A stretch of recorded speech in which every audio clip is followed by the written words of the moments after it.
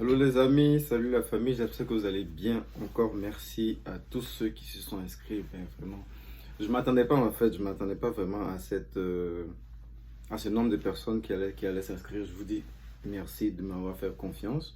Merci à tous ceux qui ont pris des rendez-vous, qui ont eu confiance maintenant et qui veulent commencer la procédure avec moi. Merci à tous. Merci aussi à ceux qui ont déjà commencé la procédure avec moi. Je ne vais pas citer de noms ici parce que j'ai pas d'autorisation pour citer des noms. Donc voilà, on va juste parler comme ça. Mais du genre, je me suis rendu compte à travers ces consultations, à travers ces séances de consultance, que il y a beaucoup de choses dont on ne fait pas vraiment attention. Je tenais à parler, mais ça compte beaucoup pour les dossiers. Déjà, il y a votre passé qui compte. Je ne sais pas si je me fais comprendre par votre passé. Du genre, vous êtes inscrit dans une école. Ça, c'est un. Je parle en termes de ceux qui viennent en tant qu'étudiants international. Donc, ton passé compte parce que déjà depuis, par exemple, ta classe de sixième, on va le dire. Depuis ta classe de sixième, tu as eu à avoir un mauvais comportement, on va dire, une mauvaise conduite dans l'école, jusqu'à ta terminale et tout.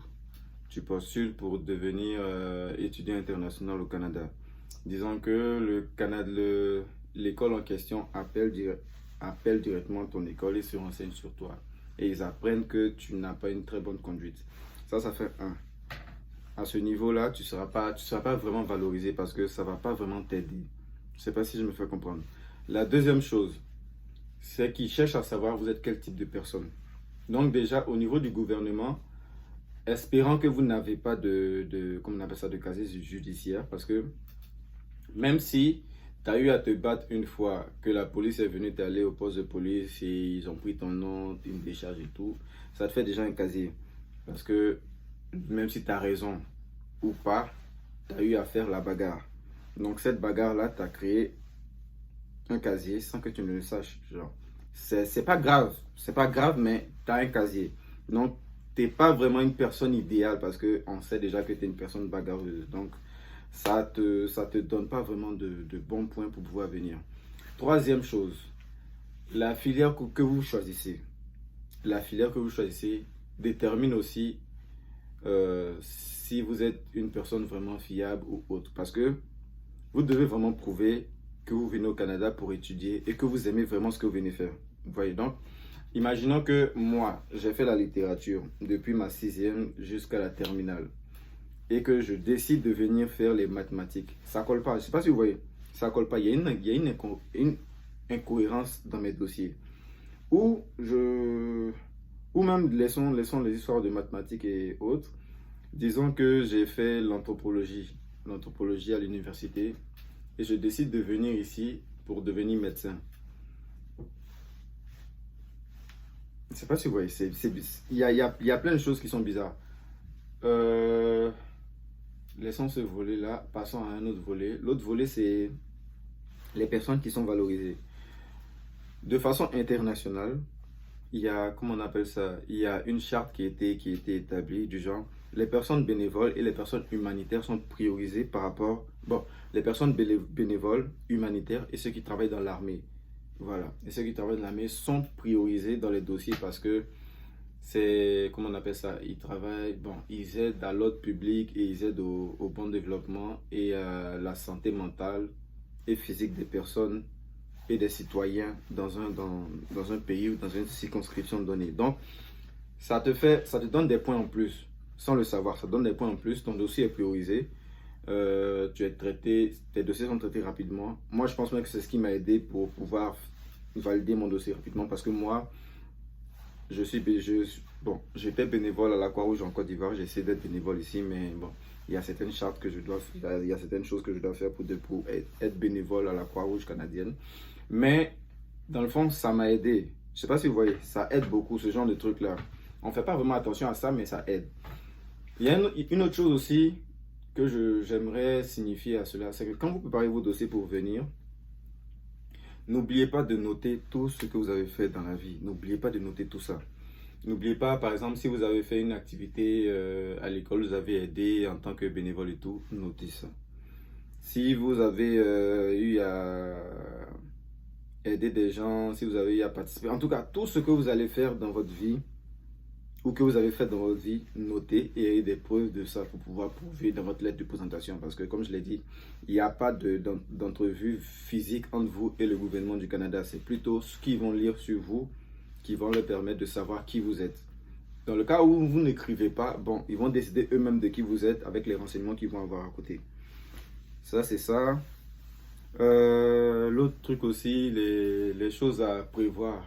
Bon, une chose à prévoir, je vais en parler encore plus dans une autre vidéo. La chose à prévoir, c'est que je vous conseille, ou je vous conseillerais de faire votre permis de conduire avant de venir ici.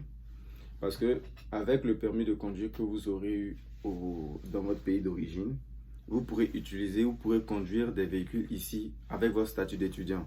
Parce que le statut d'étudiant international permet, en tout cas ça nous permet de pouvoir circuler avec notre permis d'études, car il y a une liaison entre les différents gouvernements et autres, donc ça passe crème, parce qu'en tant qu'étudiant on se dit ok, tu es juste venu pour étudier, pour repartir, il n'y a pas besoin de changer de permis de conduire pour avoir un permis canadien, parce que vraiment ça ne servira pas à grand chose, mais ça aide au cas où tu veux le faire. Mais ici au Canada, le permis d'études te prend 1 an minimum. Et je dis le permis d'études. Le permis de conduire te prend 1 an minimum pour pouvoir le faire. Et après c'est 1 an minimum, après c'est 1 an, quand tu finis de le faire, tu as un permis apprenti. Le permis apprenti que tu as, tu ne peux pas conduire une voiture sans qu'une personne qui a un permis full, genre un permis de conduire normal, soit à tes côtés. S'il n'y a personne, que tu as juste ce permis apprenti, que tu roules seul, tu vas te prendre des amendes gratuitement dans la rue. D'où c'est préférable de faire son permis de conduire au pays avant de venir ici. Je vais terminer cette vidéo parce que j'ai d'autres appels, à gérer. La vidéo, je vais terminer en disant quoi? Ok, il y a un des abonnés qui m'avait dit une fois dernière en commentaire qui souhaiterait que je fasse des vlogs et tout, des vidéos à l'extérieur. C'est aussi vrai, c'est en période d'été, il faut que vous voyez un peu l'environnement, les institutions, les maisons, comment c'est fait et autres. Je pense que je vais essayer aujourd'hui de vous envoyer ou de publier un vlog ou une vidéo de la ville, bon, de là ou de l'endroit où je serai. Peu importe si je suis à Ottawa ou à Gatineau, je vais vous montrer et vous dire c'est tel coin au Canada ou c'est tel coin à Gatineau ou c'est tel coin à Ottawa. Là, vous aurez quand même une idée de ça.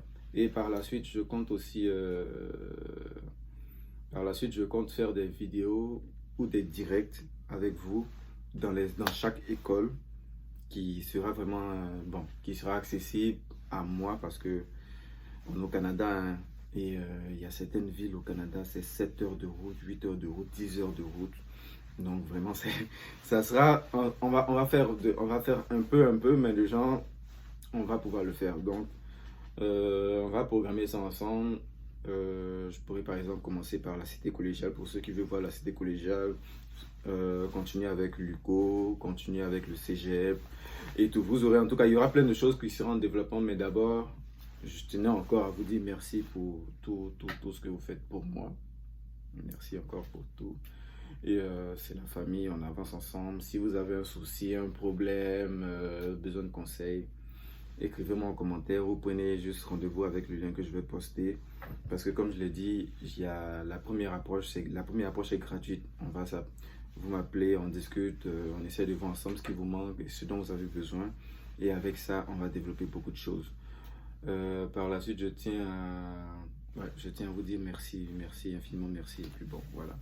À la prochaine et ciao. J'espère que vous allez bien et que vous allez pouvoir faire vos documents pour pouvoir venir au Canada, car actuellement, je vais pas changer cette phrase parce que c'est vrai. Actuellement, c'est la période la plus favorable pour rentrer au Canada, surtout qu'il y a 2023. On vous attend. À la prochaine. Ciao.